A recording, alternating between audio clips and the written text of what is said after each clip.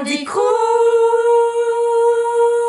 Hey tout le monde, cela fait un moment que notre aventure YouTube a commencé, mais je sens qu'une petite question vous pend aux lèvres.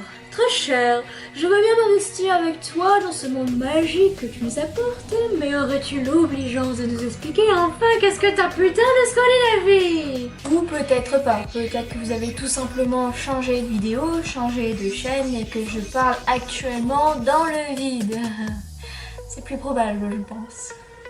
Mais pour les plus curieux et curieuses d'entre vous, un petit topo. Pour commencer, un point géographique. Bah, c'est là, hein.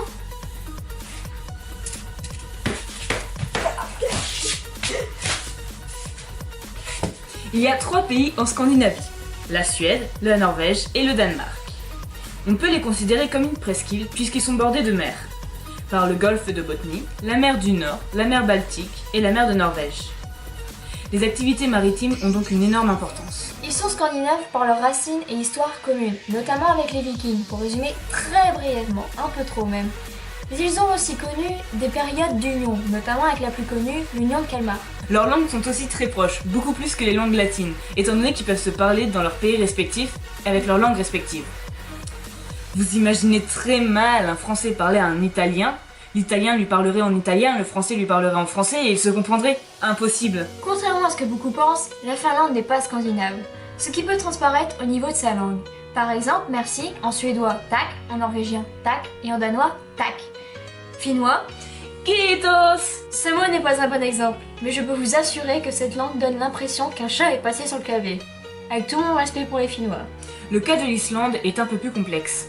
Elle a été conquise par les Vikings, ils ont donc ramené leur langue. C'est un peu le latin scandinave quoi. Mais de par son contexte géographique et le fait qu'elle soit loin de tout, ça n'a pas évolué.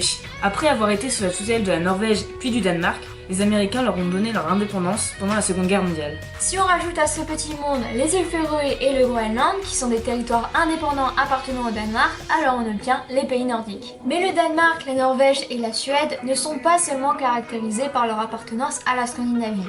Ils ont chacun des particularités bien à eux. La Norvège, dans un premier temps, est un territoire plutôt montagneux. Sur les côtes, on trouve les fjords, qui sont des entrées de la mer dans la terre. Son plus connu est sa capitale Oslo. Je pense que vous la connaissez.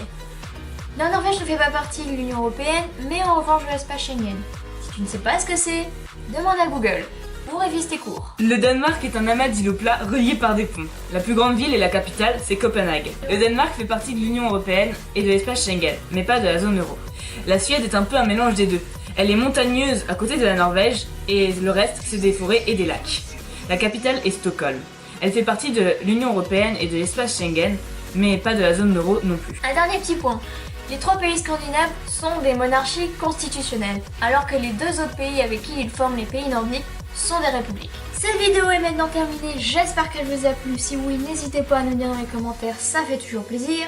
Il est bien sûr prévu qu'on en sorte d'autres, car il est impossible de parler correctement de ces pays en une seule vidéo. Et surtout, abonne-toi!